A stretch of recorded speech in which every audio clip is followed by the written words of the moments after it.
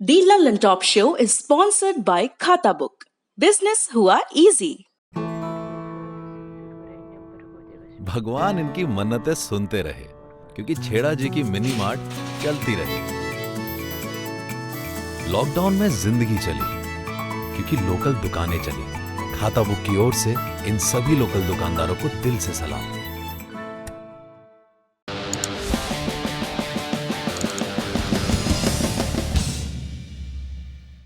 नमस्कार, सौरभ द्विवेदी नाम है हमारा और आप देखना शुरू कर चुके हैं दी ललन टॉप शो। राजस्थान में राजनीतिक संकट फिलहाल खत्म होता दिख रहा है। सचिन पायलट टीवी और कांग्रेस दोनों में लौट आए हैं। राहुल और प्रियंका से अपने मन की बात कहने के बाद सचिन ने बगावत को मुलतवी कर दिया। इस पूरे प्रकरण में विजेता बनकर उभरे हैं मुख्यमंत्री अशोक गहलोत और सचिन के अलावा किसी के अरमान टूटे हैं तो वो है भाजपा। तो अलग अलग एंगल से देखने पर कहानी सुखांत और दुखांत दोनों है। दी ललन टॉप शो की बड़ी खबर में आज यही जानेंगे कि सचिन पायलट की घर वापसी हुई कैसे, साथ में ये भी कि ये पूरा वाकया कांग्रेस और कांग्रेस के भविष्य के बारे में क्या संकेत देता है। लेकिन सबसे पहले दिन का वीडियो।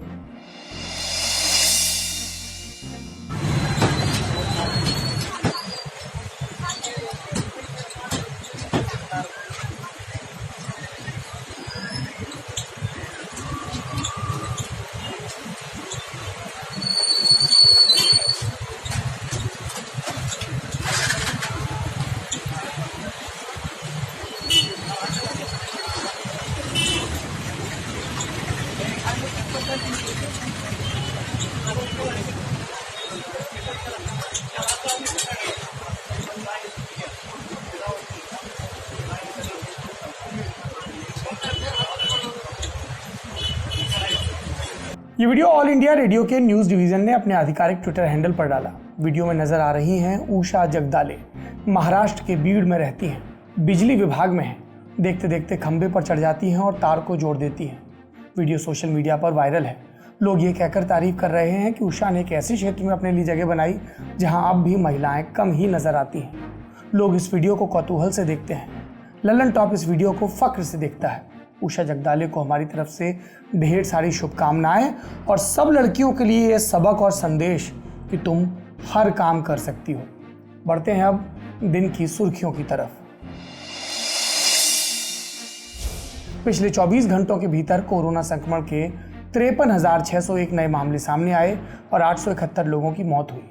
47,746 लोग ठीक भी हुए। इन सबको मिलाकर देश में कुल मामले हो गए 22,68,675, कुल मौतें 45,257, ठीक हुए 15,83,489। एक अपडेट और है, प्रधानमंत्री नरेंद्र मोदी ने आज कोरोना संक्रमण पर वीडियो कॉन्फ्रेंसिंग के जरिए एक बैठक की, जिसमें यूपी, तमिलनाडु, वेस्ट बंगाल, पंजाब, तेलंगाना समेत कई मुख्यमंत्री शामिल हुए। कोविड-19 के सिलसिले में राज्यों के मुख्यमंत्रियों के साथ ये प्रधानमंत्री की 7वीं बैठक है। आज इसमें रक्षा मंत्री राजनाथ सिंह भी शामिल हुए। इस दौरान राज्यों ने मांग रखी कि state disaster relief fund SDRF से पैसा खर्च करने की सीमा को बढ़ाया जाए ताकि कोरोना संक्रमण से निपटने के काम में तेजी लाई जा सके। फिलहाल राज्य कोरोना संक्रमण के लिए SDRF से 35% राशि खर्च कर सकते हैं। तमिलनाडु के मुख्यमंत्री पलानीस्वामी ने कहा कि उनका सूबा SDRF की पूरी राशि इस्तेमाल कर चुका है और उन्हें केंद्रीय सहायता की जरूरत है। प्रधानमंत्री नरेंद्र मोदी ने इस दौरान कहा कि हम सही दिशा में जा रहे हैं और इस संकट को हरा सकते हैं, लेकिन इस बात पर बहस है कि दिशा सही है या नहीं। एक तरफ ये आंकड़ा है कि फर्टिलिटी रेट 2% से भी नीचे चला गया। माने अगर 1000 लोगों में संक्रमण की पुष्टि हो रही है तो 20 से कम लोगों की मृत्यु हो रही है। इस आंकड़े पर सरकार के समर्थकों का जोर है।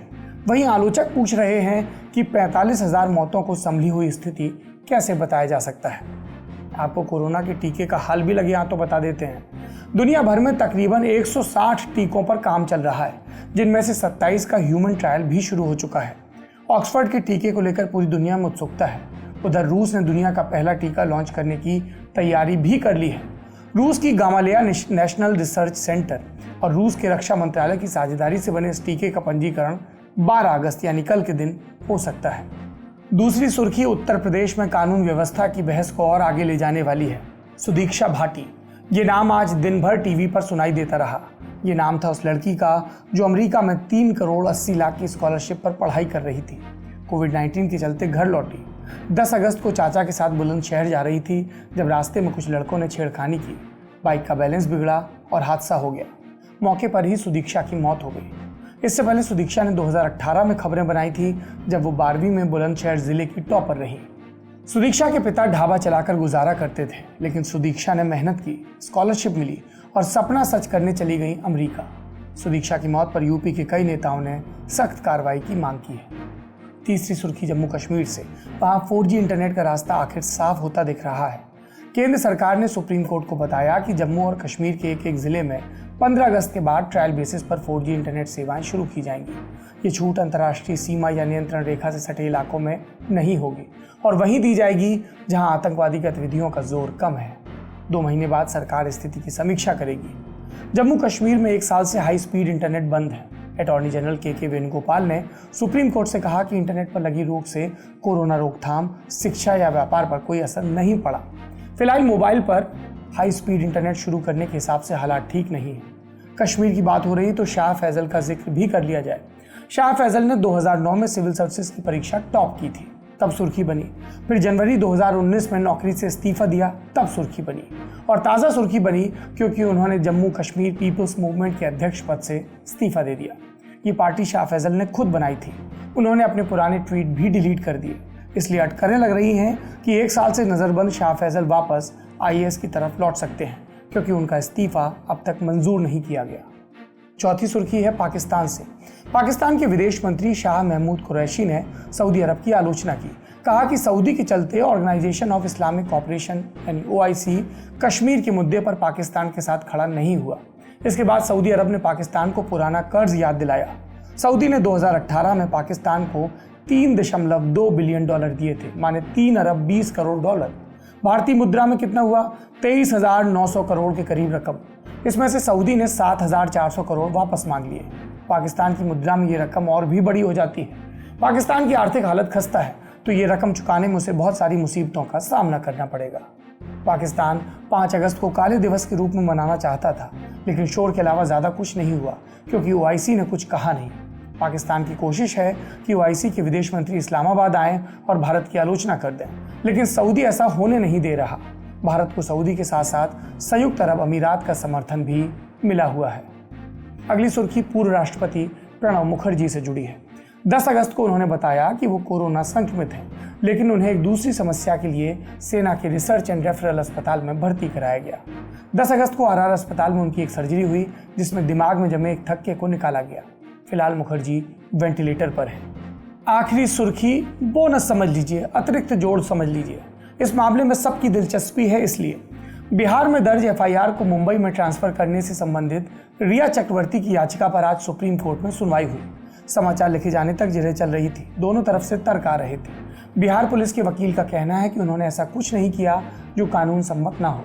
वहीं दूसरे पक्ष ने बिहार चुनाव के चलते इस मामले को तूल दिए जाने की बात की। ये थी सुर्खियां। अब बढ़ते हैं दिन की बड़ी खबर की तरफ। एक महीना कितना वक्त होता है? कैलेंडर के एक पन्ने के पलटने जितना, किसी वेतन भोगी के लिए एक तनख्वाह से दूसरी तनख्वाह के इंतजार जितना, पृथ्वी सूरज का चक्कर जितने वक्त में लगाती है उसके 12वें हिस्से जितना। और अगर इन वाक्यों में कर्ता सचिन पायलट हो तो 1 महीने का वक्त कांग्रेस से बगावत कर वापस कांग्रेस में आने जितना होता है। आज से ठीक 1 महीने पहले सचिन पायलट ने राजस्थान की अशोक गहलोत सरकार से बगावत कर दी थी। 12 जुलाई को वो अपने खेमे के विधायकों को साथ लेकर दिल्ली पहुंच गए थे। तब सचिन पायलट राजस्थान के उप मुख्यमंत्री थे, राजस्थान कांग्रेस के अध्यक्ष थे। 30 दिन वाली अवधि के दरमियान इन सभी पदों के आगे पूर्व लग गया। 1 महीने का वक्त कितना होता है? राजस्थान के निर्दलीय विधायकों से पूछिए। 1 महीने पहले इनके रहबर सचिन पायलट थे। अब कह रहे हैं कौन सचिन पायलट? ना हम रहते हैं ना बैलेंस रखते हैं मोबाइल में। सुनिए। पायलट से इस 1 महीने में कभी आपकी बातचीत नहीं हुई? नहीं हुई, किसी रूप से किसी तरह की बातचीत हमारी नहीं हुई। और भी बहुत कुछ हुआ है 1 महीने में। गहलोत खेमे के नेता प्रताप सिंह खाचरियावास की जबान पर महीने भर पहले तेजाबी बयान थे। अब कह रहे हैं पायलट तो उनके जिगरी हैं। बात आप मानकर चलिए, मैं स्वाभिमानी व्यक्ति हूँ। सचिन पायलट जी मेरे बहुत करीबी, मैं आज भी उनको बहुत मतलब मेरे उनके प्रति कोई मन में बैर भाव नहीं है। जहां भी उनको जरूरत पड़े, आज भी यदि उनके ऊपर कोई भी बात चले तो मैं सामने जाकर आज भी खड़ा हो जाऊंगा उनकी ढाल बनकर। मैं उनको मेरा दोस्त मानता हूं, मेरा भाई मानता हूं। झगड़ा अशोक गहलोत और सचिन पायलट के बीच था। महीने भर में अशोक गहलोत ने अपने हिस्से की सारी चालें चल दी। सचिन पायलट को कैबिनेट से निकाला, पार्टी अध्यक्ष के पद से हटवाया, उनके समर्थकों को दूसरे पदों से हटवाया, संगठन में राजद्रोह का केस लगवा दिया, सरकार गिराने के लिए स्पेशल ऑपरेशन ग्रुप में केस दर्ज करवाया। और जब इन कार्रवाई वाले सभी खानों पर टिक लग गया तो मीडिया के सामने पायलट को निकम्मा और नकारा कह दिया। लेकिन ये जुलाई के महीने की बात है। फिर अगस्त का महीना शुरू हुआ, मॉनसून आया, हवा नम हुई तो बयानों में भी नरमी आई। एसओजी ने पायलट और उसके साथियों पर सरकार गिराने वाले केस की फाइल बंद कर दी, राजद्रोह वाले केस हटवा लिए गए। इस दरमियान सचिन पायलट चुप थे। सूत्रों से छन छन कर खबरें आ रही थी कि बैकडोर से बात हो रही है। और फिर 10 अगस्त की रात सचिन पायलट ने तस्वीरें ट्विटर पर पोस्ट की, तस्वीरें जिनमें वो प्रियंका गांधी के साथ खड़े थे।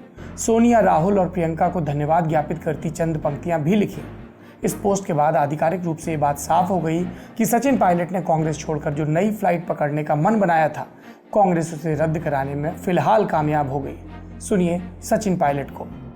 देखिए, हम लोगों ने, श्वेता जी, दिल्ली में आके हमारे साथियों ने कुछ मुद्दों को उठाया था और शुरू से हम लोगों ने कहा था कि हम पार्टी फोरम के अंदर जो हमें लगता है कि सरकार में काम करने के तरीके को, नेतृत्व के कुछ एक्शंस को हमको संज्ञान में लेना पड़ेगा, वो हमारा अधिकार भी है, हमारी ड्यूटी भी थी। उन मुद्दों को हमने दिल्ली में पार्टी के सामने रखा और मुझे आश्वासित किया गया है कि बहुत जल्द समयबद्ध तरीके से इन सभी समस्याओं का निराकरण भी किया जाएगा।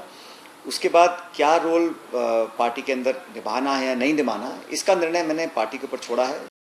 तो महीने भर में सचिन पायलट का मन कैसे बदल गया? अपने लिए नकारा और निकम्मा जैसे शब्द कहे जाने के बाद पायलट वापस अशोक गहलोत को गले लगाने के लिए क्यों राजी हो गए? अशोक गहलोत कहते थे सचिन पायलट की रगड़ाई नहीं हुई, तो क्या एक महीने में पायलट की रगड़ाई पूरी हो गई? पूरी कहानी बताते हैं। सचिन पायलट 11 जुलाई को जब जयपुर से दिल्ली के लिए निकले तो इनके साथ थे 25 विधायक। 12 जुलाई को सचिन पायलट ने अशोक गहलोत की सरकार के अल्पमत में आ जाने का ऐलान कर दिया और सरकार को गिराने के संकेत देने लगे। पायलट गुस्से में थे और अशोक गहलोत को सबक सिखाना चाहते थे, लेकिन 25 विधायकों के साथ अकेले सबक सिखाना मुमकिन नहीं था। इसलिए खबर आई कि बीजेपी से भी पायलट ने हाथ मिला लिया। ये तैयारी हो गई कि अशोक गहलोत की सरकार गिराई जाएगी और बीजेपी के साथ मिलकर पायलट सरकार बनाएंगे। लेकिन इस बीच पायलट के 3 सहयोगी विधायक चेतन डूडी, रोहित बोरा और दानिश अबरार दिल्ली के पंडारा रोड पर खाना खाने का बहाना बनाकर पायलट के खेमे से निकले और जयपुर पहुंचकर मुख्यमंत्री अशोक गहलोत से मिले। गहलोत से कह दिया कि सचिन पायलट का प्लान था कि हम सब बीजेपी में शामिल होंगे, इसलिए हम उन्हें छोड़कर चले आए। कांग्रेस की तरफ से और बीजेपी की तरफ से सूत्रों के अनुसार खबर चलवा दी गई कि सचिन पायलट अमित शाह और जेपी नड्डा से मिलकर बीजेपी में शामिल होंगे। सचिन पायलट ने बिना वक्त गवाए इस खबर का खंडन किया और कहा कि मैं कांग्रेस छोड़कर नहीं जा रहा हूं। 12 जुलाई को जब पायलट की बगावत वाली खबरें आईं, उसी दिन से कांग्रेस आलाकमान ने सचिन पायलट को समझाने की कोशिश शुरू कर दी थी। सूत्रों के मुताबिक 12 जुलाई को प्रियंका गांधी ने उनके ससुर फारूक अब्दुल्ला और साले उमर अब्दुल्ला से बातचीत कर सचिन के लिए रास्ता खोल दिया। गांधी परिवार ने पुराने संबंधों का हवाला देकर सचिन पायलट की मां रमा पायलट से भी संपर्क साधा। सचिन पायलट ने परिवार को तो अपने राजनीतिक भविष्य की रूपरेखा बताकर समझा दिया, लेकिन उस दिन से वो कमजोर पड़ने लगे। यानी गहलोत को सबक सिखाना है, लेकिन कांग्रेस नहीं छोड़नी। पायलट दुविधा में फंस गए। इस बीच मुख्यमंत्री अशोक गहलोत ने अपनी किलेबंदी मजबूत कर ली और आलाकमान को भरोसा दिलाया कि सरकार नहीं गिरेगी। हालांकि इसके बाद भी कांग्रेस की तरफ से बातचीत का सिलसिला चलता रहा। कांग्रेस के युवा नेता दीपेंद्र हुड्डा ने राहुल गांधी से संपर्क कर सचिन पायलट को मनाने का जिम्मा उठाया। उधर राजस्थान के कांग्रेस नेता भंवर जितेंद्र सिंह के जरिए भी पायलट को समझाने की कोशिश की गई। मान मनव्वल की ये बातें चल रही थी, लेकिन गहलोत खेमे की तरफ से बयान आने लगे। पायलट को बेआबरू करके कूचे से रवाना करने की पूरी तैयारी थी। संगठन के हर पद पर पायलट के लोगों को हटा दिया गया और फिर पायलट को मीडिया में नकारा करार दिया गया। यानी गहलोत ने पूरी कोशिश की कि पायलट अब मुड़कर भी जयपुर की तरफ न जाए और इससे बातचीत डिरेल हुई। सचिन पायलट को लगा कि कांग्रेस कोई खेल खेल रही है, एक तरफ बातचीत, दूसरी तरफ इस तरह की बयानबाजी। लेकिन पायलट अपने दांव चलते रहे। कांग्रेस कहती रह गई कि वो अगर सुलह करना चाहते हैं तो हरियाणा की बीजेपी सरकार की मेजबानी में न रहें। पायलट न बीजेपी की तरफ कदम बढ़ा रहे थे, न कांग्रेस की शंका दूर कर रहे थे। इस बीच कांग्रेस के नेता कपिल सिब्बल का ट्वीट भी आया कि अस्तबल से सब घोड़े निकल जाएंगे तब कांग्रेस जागेगी क्या। सूत्रों के मुताबिक इसके बाद प्रियंका गांधी ने कपिल सिब्बल से कहा कि आप ही संपर्क करिए, लेकिन उसके बाद सचिन पायलट ने कांग्रेस नेताओं से संपर्क बंद कर दिया था। ऐसे में गांधी परिवार ने कार्ति चिदम्बरम को इस मामले में शामिल किया, क्योंकि कार्ति चिदम्बरम सचिन पायलट के मित्र रहे हैं। राजनीति में आने से पहले उनके साथ मिलकर एक मेडिकल कंपनी भी चला चुके हैं। कार्ति चिदम्बरम और उनके पिता पी चिदम्बरम ने सचिन पायलट से बात करनी शुरू की, लेकिन तभी अशोक गहलोत की तरफ से फिर एक बार बयान आता है और बातचीत डिरेल होती है। क्या हुआ? अशोक गहलोत की तरफ से बयान के अलावा एक सीडी रिलीज की गई जिसमें विधायकों की खरीद फरोख्त की बात थी। इसके बाद बात फिर टूट गई। इस बीच सचिन पायलट और बागी विधायकों की सदस्यता रद्द करने वाला मामला तो कोर्ट में चल ही रहा था। विधानसभा का सत्र बुलाने को लेकर भी राज्यपाल और मुख्यमंत्री गहलोत में टकराव चल रहा था। सचिन पायलट को लगा कि उनके पास अब ज़्यादा विकल्प नहीं, वो कमज़ोर पड़ रहे थे। उनके 3-4 विधायक भी वापस गहलोत खेमे में जाने की कोशिश में थे। पायलट बीजेपी में नहीं जाना चाहते थे, क्योंकि बीजेपी के खेमे में भी एका नहीं थी। वसुंधरा राजे खेमे की तरफ से संकेत दिए गए थे कि किसी टूटे हुए गुट के साथ सरकार बनाने का विकल्प नहीं होना चाहिए। हालांकि इस बीच वसुंधरा ने दिल्ली आकर अपनी स्थिति भी आला कमान के सामने साफ की थी, संगठन के सामने। साथ ही जो राजस्थान में संगठन चला रहे हैं उनके खिलाफ नाराजगी भी बताई थी। इसके अलावा बसपा विधायकों की सदस्यता का मामला भी सचिन को अपने पक्ष में जाता नहीं दिखा। इन सब के बीच उनके पास बचे 2 विकल्प, एक सम्मानजनक तरीके से कांग्रेस में वापस जाना या फिर अलग पार्टी बनाना। तीसरे मोर्चे का राजस्थान में कभी कोई भविष्य ज़्यादा रहा नहीं। ऐसे में बचा पहला विकल्प। पिछले रविवार को इस विकल्प को आजमाते हुए एक बार फिर से प्रियंका गांधी ने अब्दुल्ला परिवार के जरिए सचिन पायलट से संपर्क साधा। कई ने कहा इस बार सचिन ने ही फीलर्स भिजवाए थे। अब सचिन पायलट अपने दोस्तों के जरिए, परिवार के जरिए कांग्रेस में लौटने का सम्मानजनक फार्मूला तलाशने लगे। अशोक गहलोत को पार्टी आलाकमान ने कह दिया कि वो पायलट और उनके साथी विधायकों पर नरम रहे, इसलिए केस बंद कर दिए गए।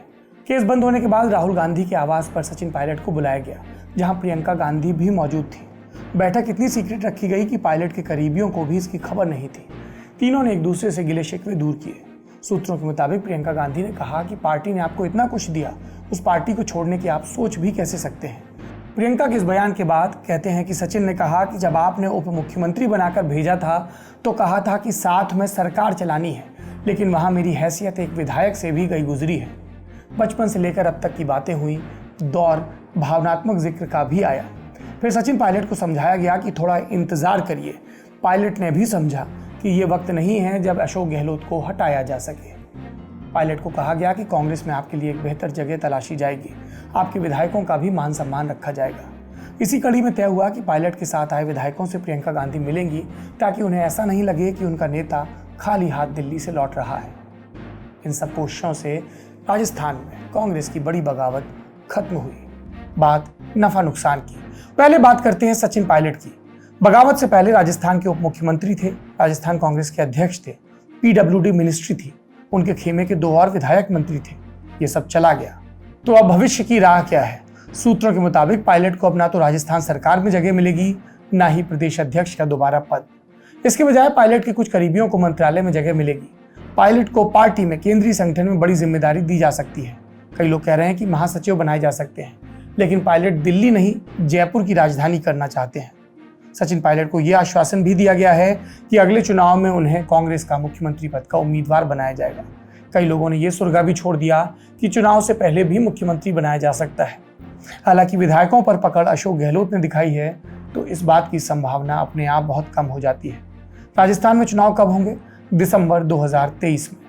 राजस्थान में कई वर्षों से कांग्रेस लगातार दूसरी बार सरकार में नहीं आई है, इसलिए अगर पायलट सीएम उम्मीदवार बनते भी हैं तो उनके मुख्यमंत्री बनने की संभावना कितनी है आप अंदाजा लगा सकते हैं। इसलिए टिप्पणीकार कह रहे हैं कि सचिन पायलट को लॉलीपॉप दिया गया है। हमने राजस्थान के वरिष्ठ पत्रकार त्रिभुवन से इस मुद्दे पर बात की। अगर कथित सुलह के बाद दोनों पक्षों की भाषा और तेवर को हम देखें तो अभी ऐसा लगता है कि इस संघर्ष का एक निर्णायक दौर बाकी है। नए पीसीसी चीफ की भाषा को देखें, उनके तेवर को देखें और उन्होंने जिस तरह से अपने बयान दिए हैं उसे देखें तो ऐसा लगता है कि अपने पूर्ववर्ती पीसीसी चीफ के प्रति उनके मन में बहुत कटुता है। दोनों पक्षों में एक दूसरे के प्रति न कोई सम्मान दिखाई दे रहा है और न कोई विशाल हृदयता भी। किसी में कोई क्षमा भाव कहीं दिखाई नहीं दे रहा है। मीडिया पहली बार इतना बटा हुआ दिखा है, सबके रंग एकदम साफ हैं। राजस्थान के राजभवन पर बहुत पहले कभी प्रश्न उठे हों तो उठे हों, लेकिन यह पहला अवसर है जब राजभवन भी विवादों में आया। एक तरह से राजभवन की छवि भी इस दौरान प्रभावित हुई है। विधानसभा अध्यक्ष और न्यायपालिका के बीच सफर करता हुआ यह एपिसोड काफी कीचड़ उछालते हुए अपनी एक बारगी की इस परिणति तक पहुंचा है। यह ऐसा राजनीतिक महाभारत रहा है जिसमें कई लाक्षागृह बने हुए हैं और कई अभिमन्यु चक्रव्यूह में फंसे हुए दिखाई देते हैं। अब बात करते हैं गहलोत खेमे की। 2018 के विधानसभा चुनाव से पहले गहलोत सीकर आए थे। तब उनसे पत्रकारों ने सीएम उम्मीदवारी पर सवाल पूछा था।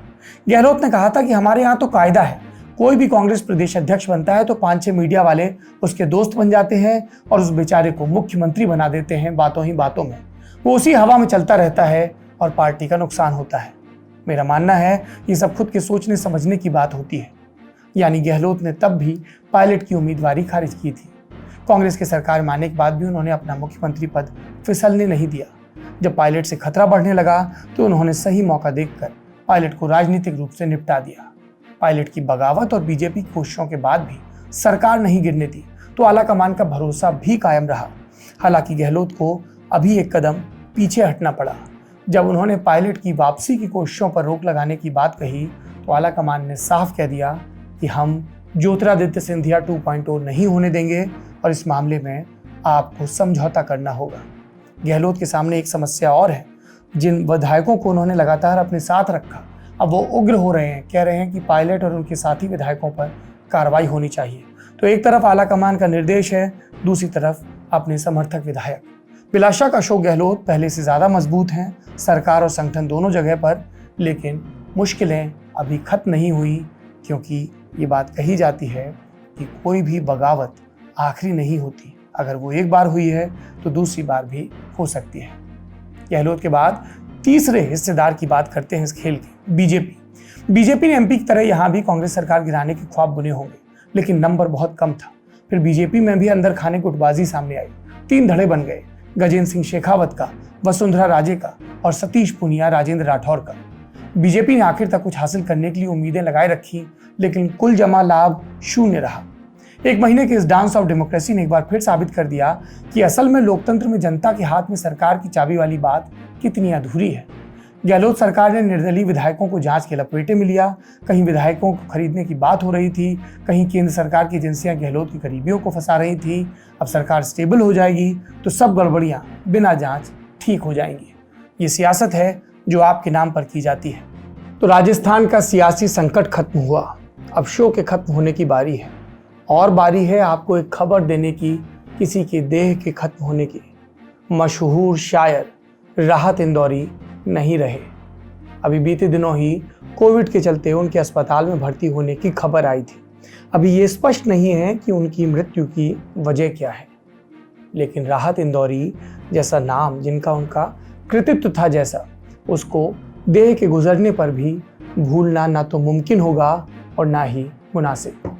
लल्लन टॉप राहत इंदौरी को श्रद्धांजलि देता है और उम्मीद करता है कि वो जो नज़में लिख गए, जो गज़लें लिख गए, उन्हें आने वाली कई पीढ़ियां गुनगुनाती भी रहेंगी और उससे सीखती भी रहेंगी। मीम कल्चर में भी राहत मशहूर हुए थे। बुलाती है मगर जाने का नहीं, एक किस्म का चालू लेकिन सबसे कनेक्ट करने वाला जुमला बन गया था। टी-शर्ट से लेके हर चीज़ में ये नुमाया था। राहत इंदौरी रहेंगे, उनकी नज़में रहेंगी। आज के लिए इतना ही। अपना और अपनों का ख्याल रखिए। शुभ रात्रि।